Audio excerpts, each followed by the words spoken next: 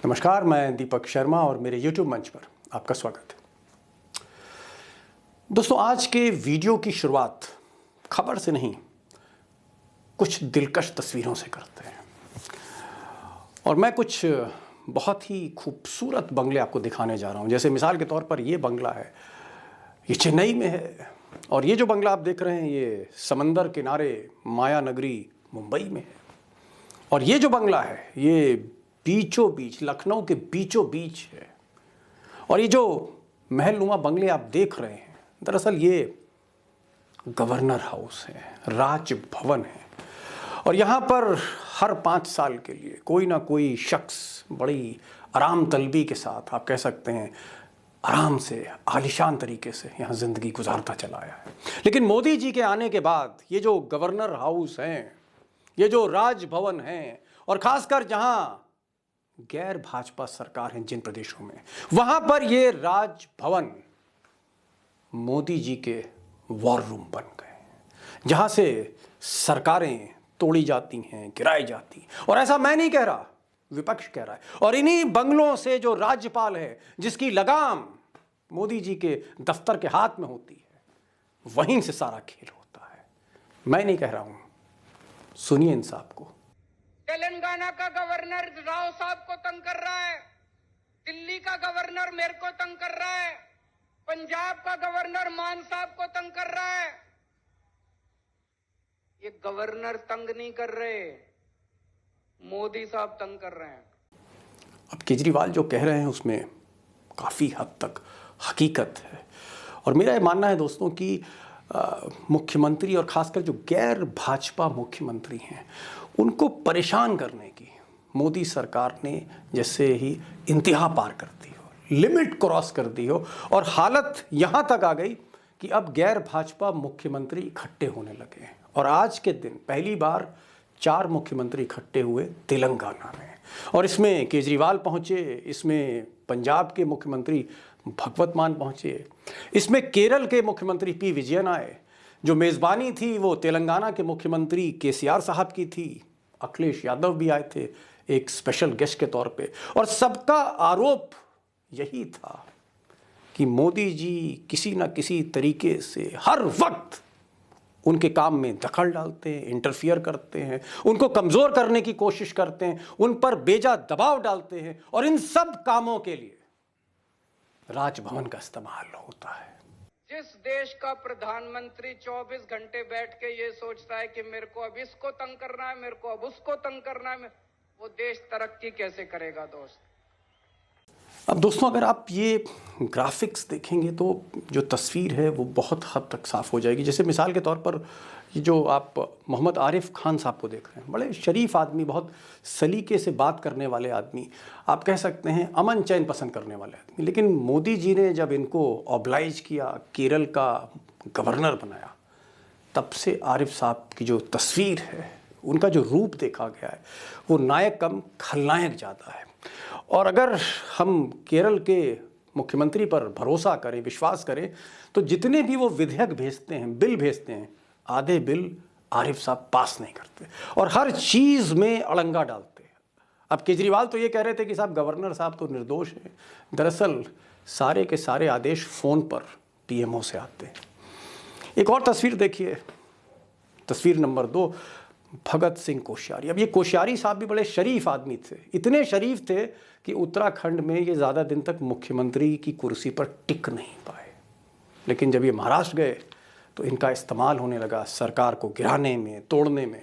और जो उद्धव ठाकरे की सरकार थी, जो शरद पवार के साथ सरकार थी, महा विकास अघाड़ी की, उसको कमज़ोर करने में या गिराने में कोश्यारी साहब का जो रोल था, ऐसा उद्धव ठाकरे का आरोप है। और ये जो तस्वीर आप देख रहे हैं, ये आर.एन. रवि साहब की है। और आर.एन. रवि साहब तो आप यूँ कह सकते हैं कि मुख्यमंत्री जो तमिलनाडु के स्टालिन, तलवारें खिंच गई साहब, तलवारें खिंच गई हैं। और रोज़ जैसे तलवारबाजी हो रही हो गवर्नर के बीच में और मुख्यमंत्री के बीच में।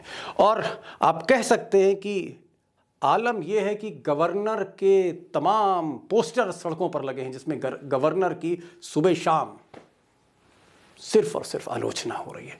ये नौबत आ गई है राजभवन की, ये नौबत आ गई है मोदी के राज्यपालों की।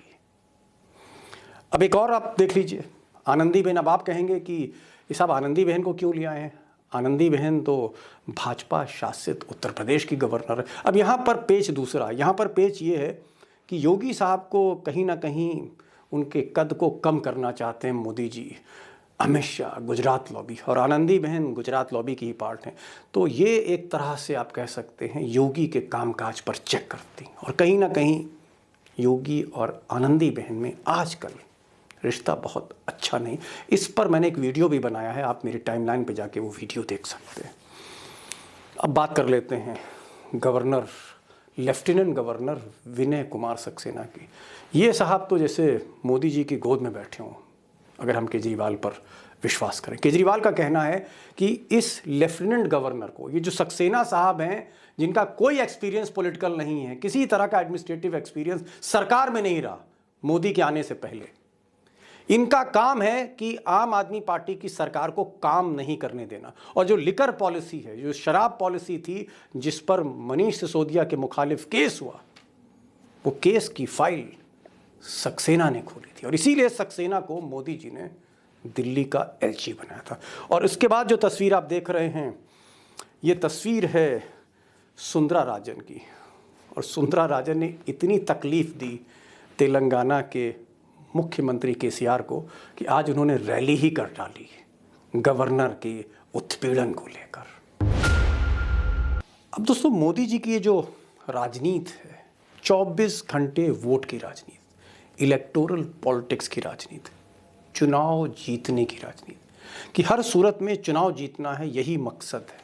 और इस मकसद के तहत वो किसी भी शख्स को, अपने चाहने वाले को, अपने करीबी को, अपने वफादार को जब कुर्सी देते हैं तो यूं ही नहीं देते, बल्कि कुर्सी क्या देते हैं, कुर्सी पे बैठते ही तलवार पकड़ा देते हैं। और एक ऐसी तलवार जिसकी डोर मोदी जी के हाथ में होती है।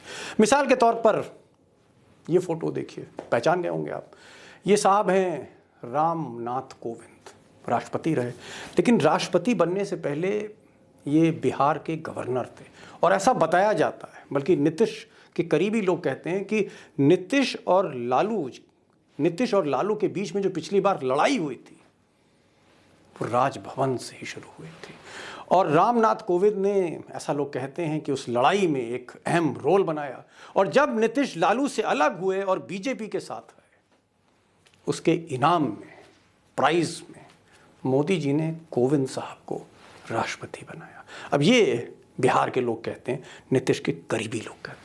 लेकिन मैं इसलिए यकीन करता हूं उनकी बातों पे, क्योंकि एक तस्वीर में और जब देखता हूं तो मुझे कहानी याद आती। जैसे ये साहब हैं, इनका नाम है जगदीप धनखड़, और ये पश्चिम बंगाल के गवर्नर थे। मोदी जी ने इनको गवर्नर बनाया। राजस्थान के रहने वाले, मोदी जी के करीबी थे, वफादार थे। और जब ये साहब गवर्नर बने तो ममता बनर्जी से तलवारें खिंच गई। यहाँ तक कि ये पहले गवर्नर थे जो ट्वीट पर, हर ट्वीट पर अपने मुख्यमंत्री की आलोचना करते थे। इतनी आलोचना करते थे कि ममता बनर्जी ने, दीदी ने, अपने ट्विटर पे इनको ब्लॉक कर दिया, गवर्नर को ही ब्लॉक कर दिया। और वो जो लड़ाई जब शबाब पे आई और धनखड़ साहब का नाम हुआ, मोदी जी के नज़र में उनकी इज्जत बढ़ी, तो उसका इनाम मोदी जी ने ये दिया कि ये 2022 अगस्त, पिछले साल, इनको गवर्नर से जब ये रिटायर हुए तो ये सीधे सीधे उपराष्ट्रपति बन गए, वाइस प्रेसिडेंट ऑफ इंडिया। इनाम था मोदी जी का, क्योंकि इनका जो राजभवन था वो बंगाल में प्राइम मिनिस्टर ऑफिस का एक्सटेंशन था, वॉर रूम था। अब दोस्तों, मोदी जी जो गवर्नर की इंस्टीट्यूशन के साथ या राज्यपाल की संवैधानिक संस्था के साथ जो कुछ कर रहे हैं या जो कुछ करवा रहे हैं वो गवर्नर के थ्रू, राज्यपाल के थ्रू, क्या वो संविधान के अनुरूप है? अगर हम गवर्नर का रोल देखें तो सुप्रीम कोर्ट की जो रूलिंग है, उस रूलिंग में लिखा हुआ है कि governor is bound to act with aid and advice of council of ministers headed by CM. यानी कम शब्दों में कहूँ तो गवर्नर जो है, भले उसको रोल असीमित हो संविधान में, लेकिन उसे मुख्यमंत्री की सलाह पर ही काम करना है। यानी मुख्यमंत्री की सलाह पर ही चलना है, अपने मन की नहीं कर सकता। लेकिन हमने जो देखा, जैसे कर्नाटक की जब सरकार गिरी, जो कांग्रेस की थी, गवर्नर का रोल आया था। जब मध्य प्रदेश की सरकार गिरी, कांग्रेस की, कमलनाथ की, वहाँ भी कहीं ना कहीं जो रिफ्लेक्शन था गवर्नर ने खेल किया। और महाराष्ट्र का मैं आपको एग्जाम्पल दे चुका हूँ, जहाँ पर भगत सिंह कोश्यारी एक तरह से नेता विपक्ष के रूप में थे जब उद्धव ठाकरे से तलवारें खिंच गई थी मोदी और अमित शाह की।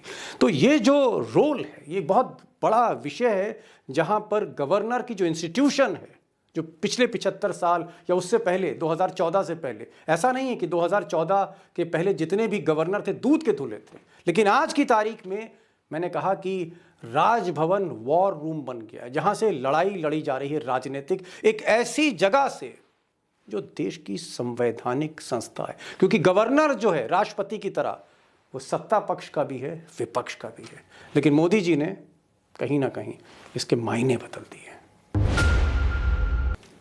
हम दोस्तों कहते हैं ना कि जब जंगल में जुर्म बढ़ जाता है तो फिर सारे जानवर भी इकट्ठा हो जाते हैं। तो ये तो इंसानों की बात हो रही है, राजनीति की बात हो रही है। और जब मोदी जी का कहीं ना कहीं एक उत्पीड़न कह लीजिए या शोषण कह लीजिए या परेशान जिस तरह से वो कर रहे थे, जिस तरीके से कर रहे हैं मुख्यमंत्रियों को, तो आज 4 मुख्यमंत्री देश के इकट्ठे हुए हैं। लेकिन जो मेरी खबर है, आने वाले समय में हो सकता है ममता बनर्जी वो भी शामिल हो सकता है नवीन पटनायक, जहां चुनाव होंगे उड़ीसा में, और कहीं ना कहीं मोदी से बहुत अच्छे रिश्ते नहीं हैं, भले वो समर्थन देते हों, लेकिन नवीन पटनायक भी अंदर ही अंदर चाहते हैं कि इस तरह का एक मोर्चा मुख्यमंत्रियों का बने। और हो सकता है कि आने वाले समय में अगर थोड़ी सी भी हवा ठीक दिखी तो जगन रेड्डी भी समर्थन कर सकते हैं। कहने का मतलब मेरा ये है कि आज भले ही 4 या 5 मुख्यमंत्री या एक्स चीफ मिनिस्टर हैं, हो सकता है आने वाले समय में जितने भी गैर भाजपा मुख्यमंत्री वो इस छतरी के नीचे आए, माइनस कांग्रेस। हो सकता है हेमंत सोरेन आ जाए, भले वो यूपीए के साथ ही, हो सकता है कि नीतीश कुमार का समर्थन मिले। लेकिन ये एक बड़ी घटना है कि जितने भी मुख्यमंत्री हैं जो सत्ता पक्ष से जुड़े नहीं हैं, पहली बार एक छतरी के नीचे आ रहे हैं। और इस देश में हाल ये है कि मुख्यमंत्रियों का मोर्चा बन रहा है। ये है राजनीति, और ये है विपक्ष के ऊपर जिस तरह से कहर ढाया जा रहा है। ना सिर्फ ईडी, ना सिर्फ सीबीआई, ना सिर्फ इनकम टैक्स, गवर्नर जो कस्टोडियन है लॉ का, उसके सामने भी आज गैर भाजपा मुख्यमंत्री खड़ा हुआ है। और किसी भी क्षण तलवार से उसकी कुर्सी अलग की जा सकती है, गर्दन अलग की जा सकती है सत्ता की। ये हाल है। बहरहाल ये एक वीडियो था और मैं चाहूँगा आपका कमेंट, मैं चाहूँगा आपके रिएक्शंस, क्योंकि एक ऐसी खबर है जो कहीं ना कहीं लोकतंत्र को कमज़ोर करती है, संस्थाओं को कमज़ोर करती है, इसलिए मैंने इस पर प्रकाश डाला। आपके आइडियाज़ हमेशा वेलकम रहते हैं और मैं चाहूँगा कि आप किस तरह की स्टोरी देखना चाहते हैं वो मुझे ज़रूर लिख कर भेजें। इस चैनल को सब्सक्राइब करिए, इस वीडियो को शेयर करिए ज़्यादा से ज़्यादा और बेल आइकन को क्लिक करिए। यही आज का वीडियो था, फिर मिलेंगे एक नई वीडियो के साथ। तब तक के लिए नमस्कार।